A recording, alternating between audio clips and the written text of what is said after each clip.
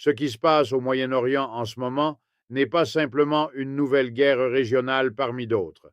C'est un signal clair et direct indiquant que l'ordre mondial, tel que nous l'avons connu, est en train de s'effondrer en temps réel. Et pendant que vous lisez ces lignes, les plus grandes puissances de la planète prennent des positions qui vont définir le prochain siècle. La Russie et la Chine ne lancent pas simplement des mots en l'air lorsqu'elles mettent en garde contre l'escalade en Iran.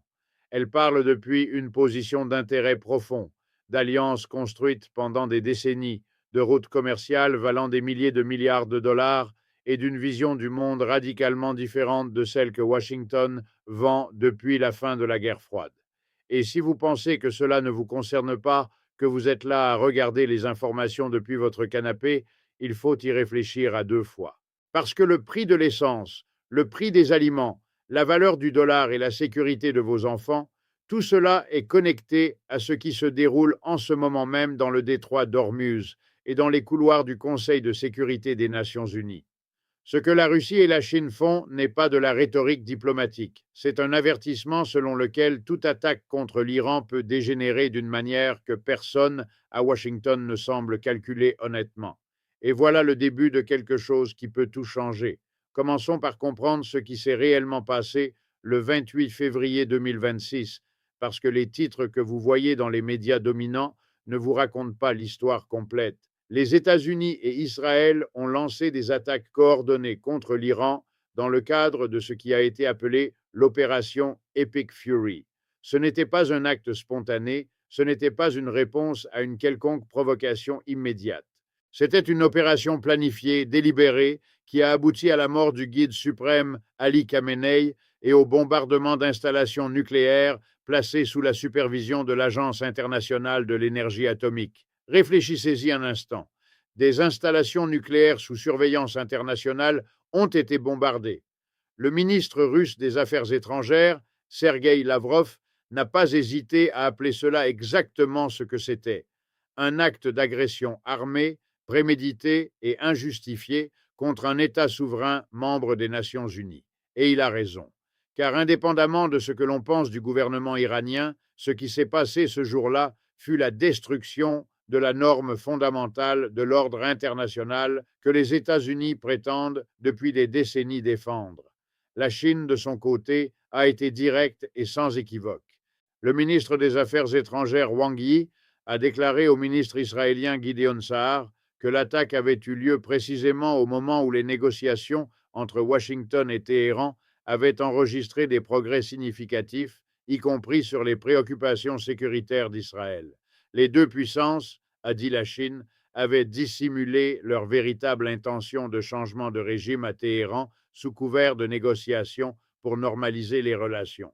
Ce que Pékin est en train de dire avec toute sa sérénité diplomatique, c'est que les États-Unis ont menti, que les négociations n'étaient qu'une façade, que l'objectif réel n'a jamais été la paix, mais l'effondrement du gouvernement iranien. Ce n'est pas une accusation mineure. C'est la Chine en train de dire au monde que la superpuissance occidentale ne peut pas être considérée comme un négociateur de bonne foi. Mais il y a quelque chose de plus profond que nous devons comprendre ici, quelque chose que les analystes conventionnels de Washington ne veulent pas aborder. En 2025 et au début de 2026, l'Iran avait intensifié sa politique de regard vers l'Est, finalisant un traité de partenariat stratégique global de 20 ans avec la Russie et accélérant le programme de coopération de 25 ans avec la Chine. 20 ans, 25 ans.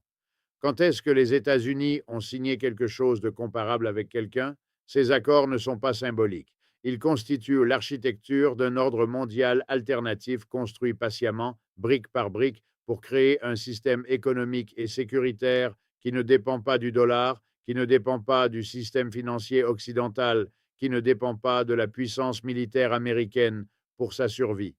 Et quand vous attaquez l'Iran, vous n'attaquez pas seulement l'Iran, vous attaquez cette architecture tout entière. Vous attaquez directement les intérêts de la Russie et de la Chine.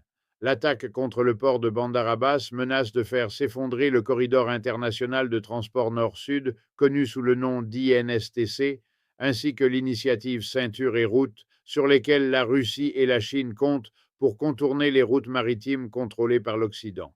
Comprenez-vous ce que cela signifie en termes économiques concrets? La Russie est sous sanctions occidentales depuis 2022. La Chine est engagée dans une guerre commerciale avec Washington. Les deux puissances ont construit des routes commerciales alternatives via l'Iran, via le Golfe Persique, via l'Asie centrale, précisément pour ne pas dépendre des corridors que les États-Unis peuvent bloquer ou contrôler. Et soudainement, avec des bombes et des missiles, Washington détruit une partie cruciale de ce réseau. Ce n'est pas seulement un problème militaire pour Moscou et Pékin. C'est un problème existentiel pour leur modèle de développement économique indépendant. Et quand quelque chose menace les intérêts économiques fondamentaux de puissance nucléaire, l'escalade n'est pas une possibilité abstraite, c'est une probabilité concrète et croissante. Parlons du détroit d'Ormuz, parce que cela affecte votre vie de manière directe et immédiate.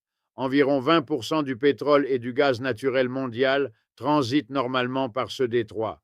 Les perturbations ont provoqué une hausse des prix du brut Brent de 10 à 13% lors des opérations initiales, avec des analystes avertissant qu'il pourrait atteindre $100 le baril ou plus si les interruptions persistent. $100 le baril. Qu'est-ce que cela signifie pour vous concrètement? Cela signifie de l'essence plus chère, des aliments plus chers, parce que tout est transporté avec des carburants, des matériaux de construction plus chers. Cela signifie que l'inflation que vous croyez enfin en train de baisser revient avec une violence qui va frapper les familles ouvrières bien plus durement que les riches. Parce que les riches ont toujours les moyens d'amortir ces chocs, tandis que les classes populaires n'en ont pas. Ceci n'est pas de la géopolitique abstraite, c'est votre budget familial en train d'être détruit par des décisions prises dans des salles de guerre où personne qui vous ressemble n'a voix au chapitre. L'Iran a pris des mesures extraordinaires. Dans un premier temps, il n'autorisait que les navires chinois à traverser le détroit, citant la position de soutien de la Chine envers l'Iran. Plus tard, la Malaisie a également été autorisée. Les paiements étaient évalués par les gardiens de la révolution iranienne en yuan chinois, non pas en dollars. Arrêtez-vous un instant et réfléchissez à ce que je viens de vous dire. En pleine crise, au milieu d'une guerre, l'Iran effectue des transactions en yuan chinois. Ce n'est pas seulement une manœuvre tactique, c'est l'affaiblissement pratique et visible du dollar en tant que monnaie de réserve mondiale. C'est la Chine en train de dire au monde que sa monnaie peut fonctionner comme une véritable alternative dans des situations de pression extrême. Et chaque fois que cela se produit, chaque fois qu'un grand pays effectue une transaction importante hors du système du dollar, ce système s'affaiblit un peu plus. Il ne s'effondre pas du jour au lendemain, mais il s'érode. Et cette érosion finit par avoir des conséquences énormes sur le niveau de vie de chaque Américain. Parce qu'une partie du privilège qu'ont les États-Unis d'imprimer de la monnaie sans conséquences immédiates dépend du fait que le monde entier utilise des dollars pour acheter du pétrole. La Russie a fourni à l'Iran un soutien en renseignement, incluant des données sur les positions militaires américaines. Des analystes ont décrit ces contributions comme permettant à l'Iran de soutenir ses défenses sans escalader vers une confrontation plus large, impliquant directement le Kremlin. La Russie transmet à l'Iran des informations sur la localisation des navires de guerre américains, sur les mouvements des avions militaires américains. Cela constitue, de tout point de vue juridique et stratégique sérieux, une participation au conflit. Ce n'est pas une participation directe avec des troupes sur le terrain, mais c'est un soutien de renseignement en temps réel utilisé pour cibler des actifs militaires américains. Et la question qu'aucun présentateur de télévision mainstream n'ose poser sérieusement est celle-ci. Jusqu'où peut-on aller avant que la Russie décide que son soutien indirect ne soit plus suffisant? Parce que Moscou a ses propres lignes rouges. Et quand ces lignes seront franchies, si elles le sont, l'escalade peut être si rapide et si dévastatrice qu'il n'y aura plus de temps pour la diplomatie. La Russie et la Chine ont agi de plus en plus comme les yeux de l'Iran, fournissant des actifs stratégiques de haute technologie allant de la surveillance orbitale au guidage avancé de missiles. Cette coopération s'est considérablement accélérée à la suite des escalades régionales de 2025. La Russie a commencé à livrer 48 chasseurs Su-35 à l'Iran, des jets équipés de nacelles de guerre électronique Kibini-M et de radars Irbis, spécifiquement conçus pour détecter des aéronefs à faible observabilité comme le F-35. C'est de la technologie de première ligne. Ce n'est pas du symbolisme. C'est un transfert de capacités militaires réelles qui modifie l'équilibre des forces dans la région. Quand Washington décide d'attaquer l'Iran et de détruire ses capacités militaires, il ne calcule pas correctement ce que la Russie et la Chine lui ont déjà donné. C'est comme si vous disiez que vous allez combattre quelqu'un sur le ring sans savoir que cette personne s'entraîne en secret depuis plusieurs mois avec les meilleurs entraîneurs du monde. Parlons maintenant du Conseil de sécurité des Nations unies, parce que ce qui s'y est passé la semaine dernière est l'un des moments les plus révélateurs de ce conflit dans son ensemble. La Russie et la Chine ont mis leur veto à une résolution sur le détroit d'Ormuz. L'ambassadeur américain à l'ONU, Mike Waltz, a condamné les vétos russes et chinois en les qualifiant de nouveaux points bas, soulignant que la fermeture du détroit par l'Iran empêchait l'acheminement d'aide médicale et de fournitures vers des crises humanitaires au Congo, au Soudan et à Gaza. Mais attendez, écoutez aussi la réponse chinoise, parce qu'elle est bien plus sophistiquée que ce que les médias dominants vous disent. L'envoyé chinois auprès de l'ONU, Fu Kong, a déclaré qu'adopter cette résolution alors que les États-Unis menaçaient la survie d'une civilisation aurait envoyé le mauvais message.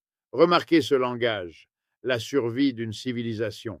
La Chine ne parle pas de politique étrangère ordinaire.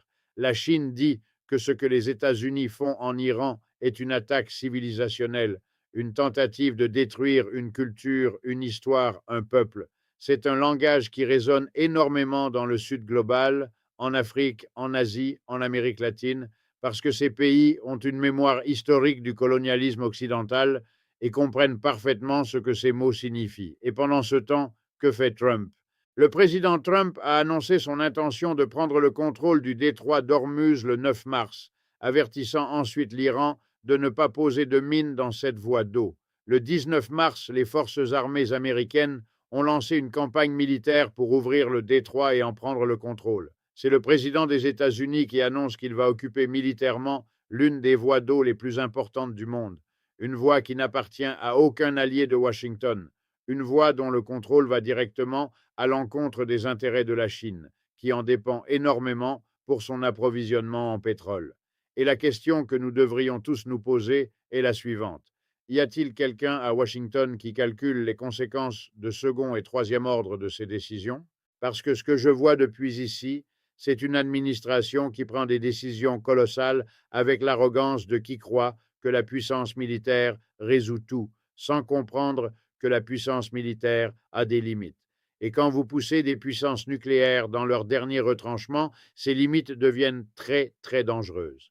Soyons honnêtes sur quelque chose que le discours politique à Washington évite systématiquement. La Russie possède plus de 6000 ogives nucléaires. La Chine dispose d'un arsenal nucléaire suffisant pour détruire des dizaines de villes.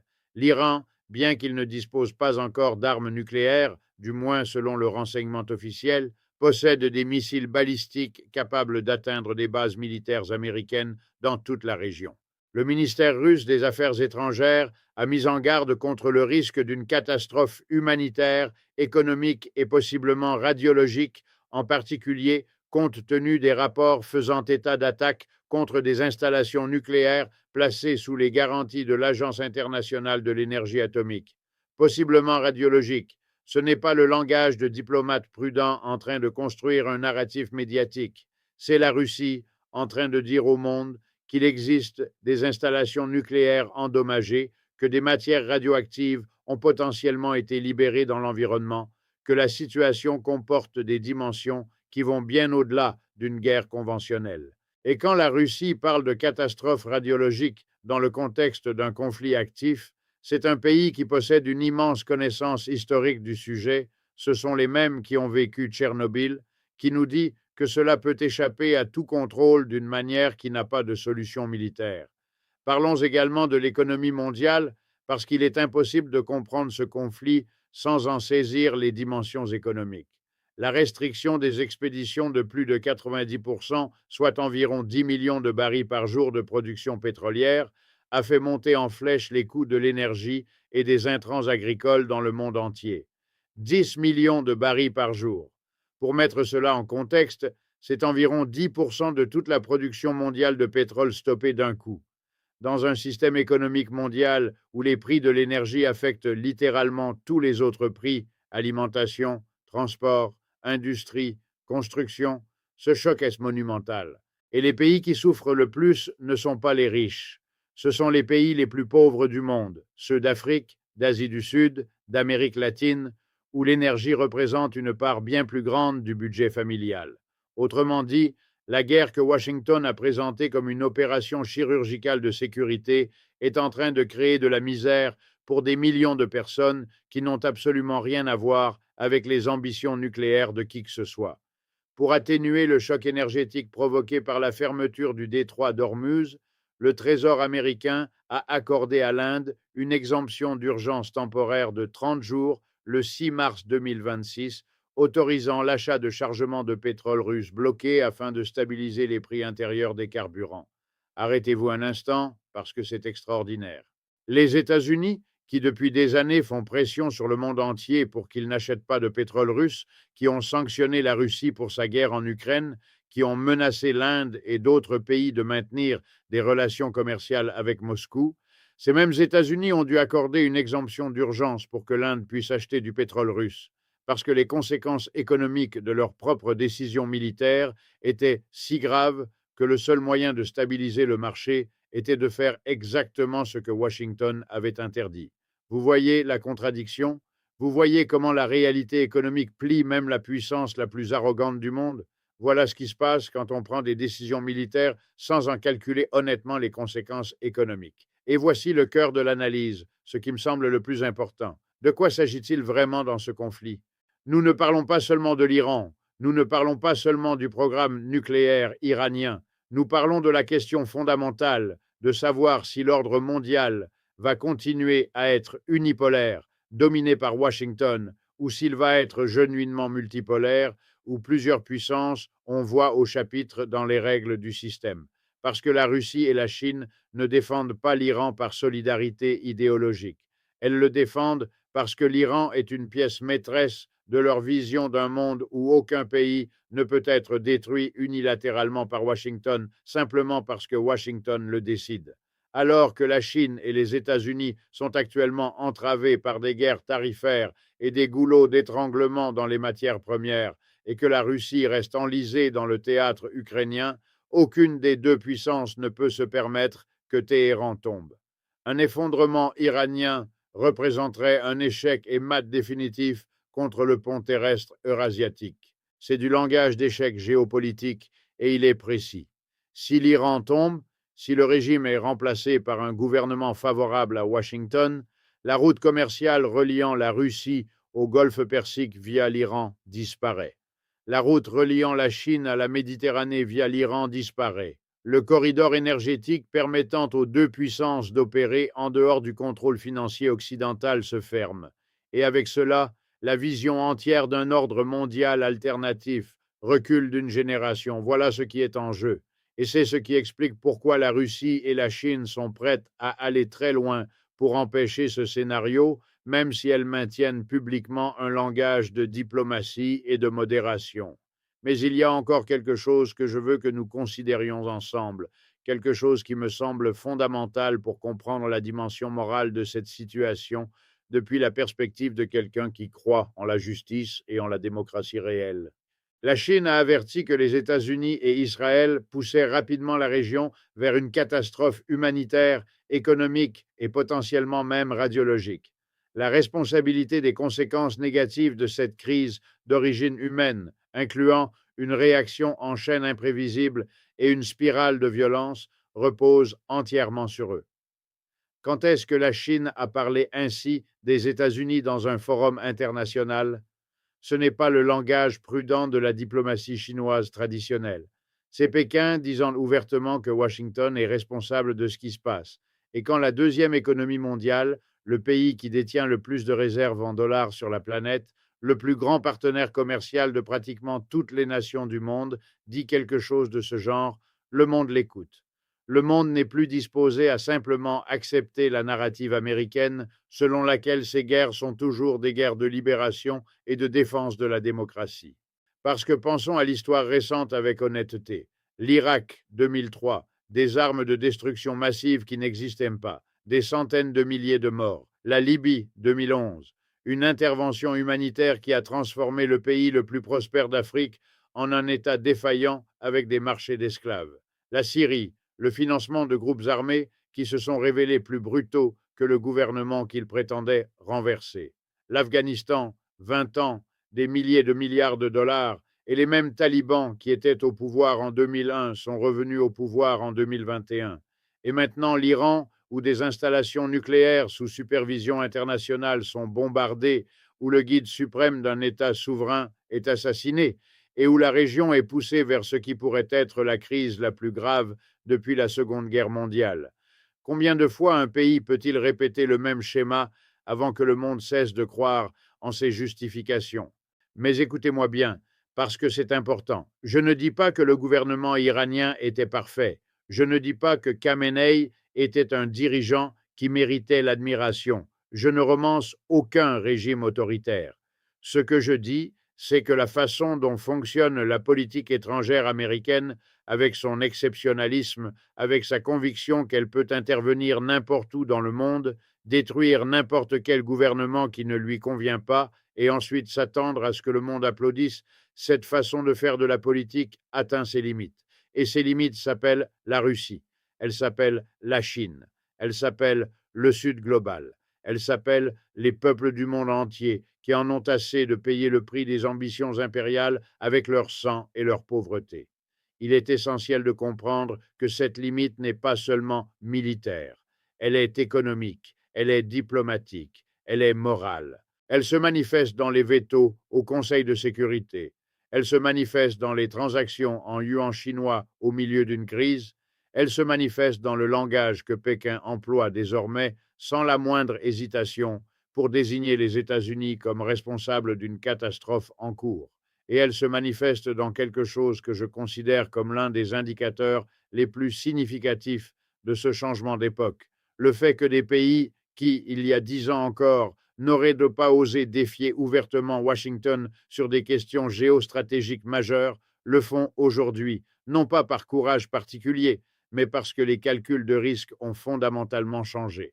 La question qui se pose alors à nous, à ceux d'entre nous qui vivent aux États-Unis et qui se demandent ce que tout cela signifie pour leur avenir, est celle-ci. Qu'est-ce qu'une politique étrangère responsable dans ce monde multipolaire émerge?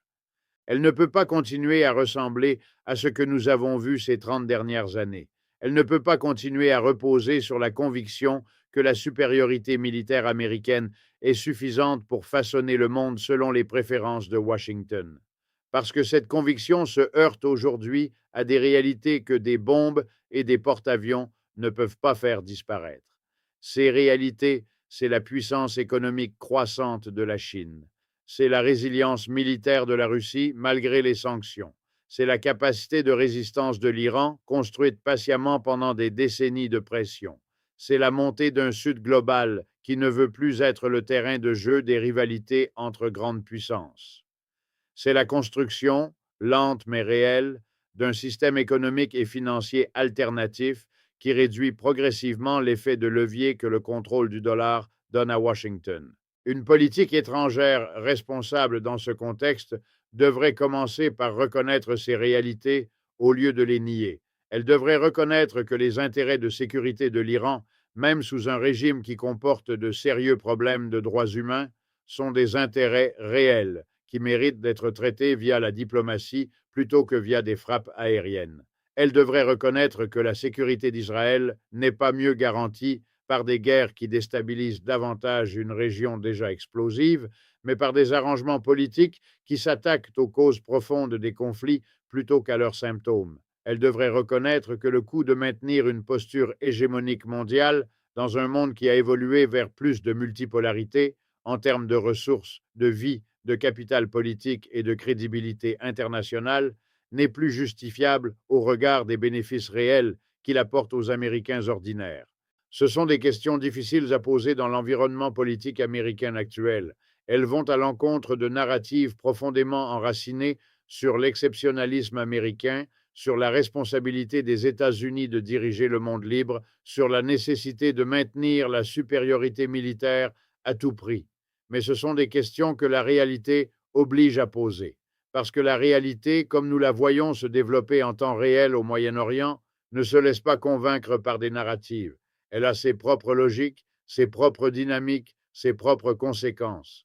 Et ces conséquences, si la trajectoire actuelle se poursuit, si l'escalade se poursuit, si les lignes rouges des puissances nucléaires sont franchies, si l'architecture économique mondiale continue de se fragmenter sous la pression des conflits, ces conséquences seront ressenties non pas dans des salles de réunion à Washington ou dans des analyses géopolitiques abstraites, mais dans la vie quotidienne de personnes ordinaires, sur chaque continent, dans chaque communauté. C'est pourquoi nous continuons cette conversation. Pas pour générer de la peur, pas pour promouvoir un agenda politique particulier, mais pour contribuer à la compréhension. Parce que dans un monde aussi complexe et aussi dangereux que celui dans lequel nous vivons, la compréhension est le premier pas vers la responsabilité. Et la responsabilité est le premier pas vers quelque chose de mieux. Je suis Richard Wolff et nous nous retrouvons à la prochaine analyse.